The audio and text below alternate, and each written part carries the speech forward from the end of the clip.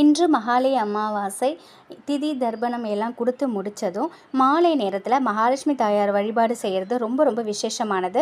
மகாலட்சுமி தாயாருக்கு வாசனை மிகுந்த மலர்களால் அர்ச்சனை செய்வது, குங்குமத்தால் அர்ச்சனை செய்வதுங்கிறது ரொம்ப விசேஷம். அந்த அர்ச்சனை செஞ்ச குங்குமத்தோட கொஞ்சம் தேன் கலந்து நம்முடைய வீட்டு நிலைவாசலில் ஸ்வஸ்திக் சின்னத்தை வரையணும்.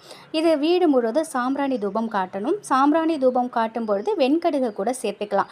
இந்த வழிபாடு செய்யும் பொழுது நிச்சயமாக முன்னோர்களின் ஆசீர்வாதம், மகாலட்சுமி தாயாரின் ஆசீர்வாதம் நமக்கு பரிபூரணமாக கிடைக்கும்.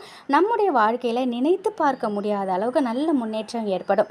அது மட்டும் இல்லை, இன்று 24 மணி நேரமும் நம்ம வீட்டு பூஜாரியில் உப்பு தீபம் எரியும்படி பார்த்துக்கொள்வதுங்கிறது ரொம்ப நல்லது. எதிர்மறை ஆற்றல்கள், நம்ம வீட்டில் இருக்கக்கூடிய எதிர்மறை ஆற்றல்கள் அனைத்துமே முற்றிலுமாக நீங்கும்.